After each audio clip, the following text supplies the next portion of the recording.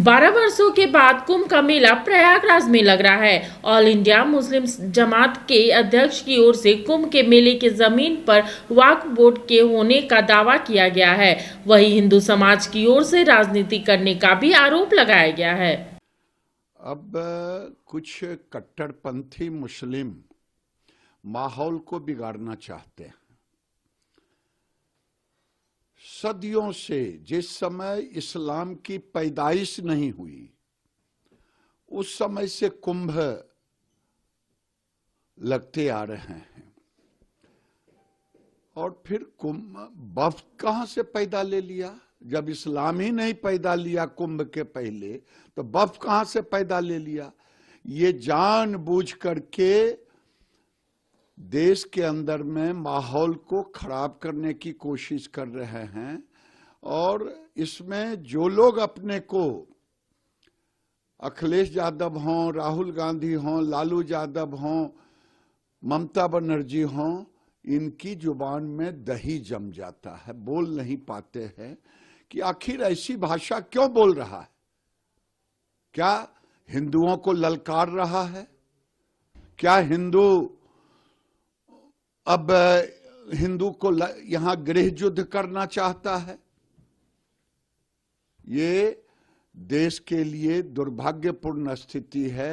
ये vote bank के राजनीति करने वालों ने भारत की स्थिति बनाई है।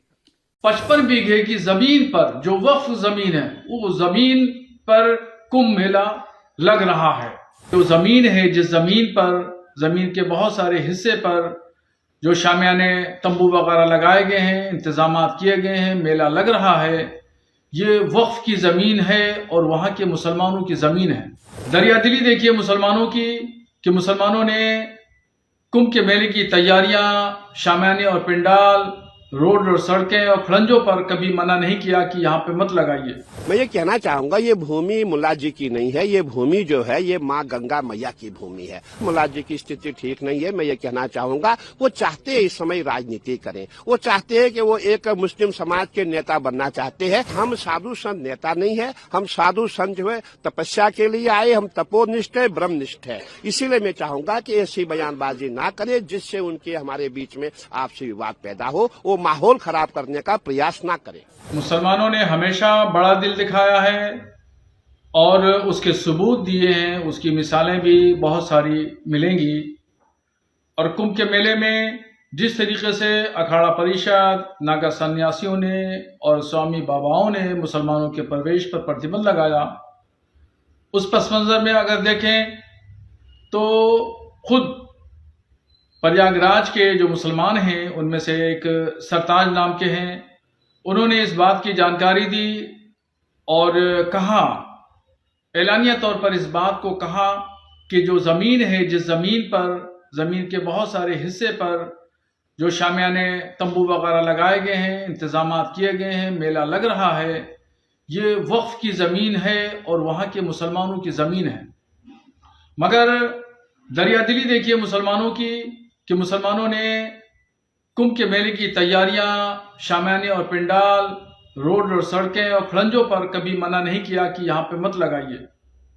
और तंग दिली देखिए अखाड़ा परिषद के लोगों की कि वो लोग जो है वो मुसलमानों के प्रवेश पर वहाँ पे ठेला लगाने, खोंचा लगाने से भी मना कर रहे हैं कि वहाँ कोई भी मुसलमान एंट्री नहीं करेगा।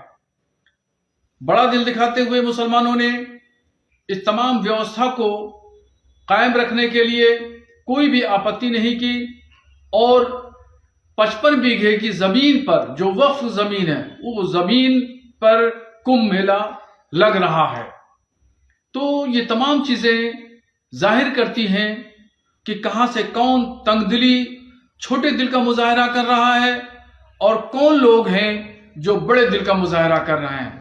इन तमाम चीजों को बहुत गौर से साधु संतों को सोचना चाहिए।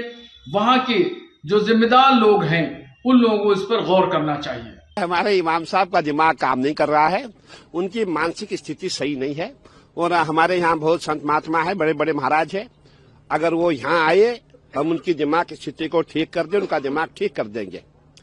मैं ये कहना चाहूंगा ये भूमि मुल्ला जी की नहीं है, ये भूमि जो है ये माँ गंगा मैया की भूमि है। दारागंज से गंगा जी का फैलाव है झूसी तक, और ये पूरी जितनी आप मेला भूमि देख रहे हैं पूरी भूमि में गंगा जी प्रवाहमान होती है, और इसका प्रवाह इतना तेज होता है कि पूरी झूसी और हमारे अखाड़े जो दारागंज में है, ऐसे लगता है कि पूरा तूफान आ रहा है। अगर आप बरसात में यहाँ देखेंगे तो अब उनकी भूमि कहाँ से आई, उनका क्या है यहाँ पे? ये भूमि गंगा मैया की है। मुल्ला जी की स्थिति ठीक नहीं है। मैं ये कहना चाहूंगा वो चाहते हैं इस समय राजनीति करें, वो चाहते हैं कि वो एक मुस्लिम समाज के नेता बनना चाहते हैं, लेकिन हम साधु संत नेता नहीं है। हम साधु संत जो है तपस्या के लिए आए, हम तपोनिष्ठ है, ब्रह्मनिष्ठ है। इसीलिए मैं चाहूंगा कि ऐसी बयानबाजी ना करें जिससे उनके हमारे बीच में आपसी विवाद पैदा हो, वो माहौल खराब करने का प्रयास ना करें। जब टूटती है आस, जब थकती है सांस, जब रूठते हैं अपने, मुंह मोड़ता है जमाना, जब अंगड़ाई लेता है संकल्प, फिर बनती है कहानी, बनते हैं अनमिट निशान। देखिए मेरे साथ संघर्ष की दास्तान।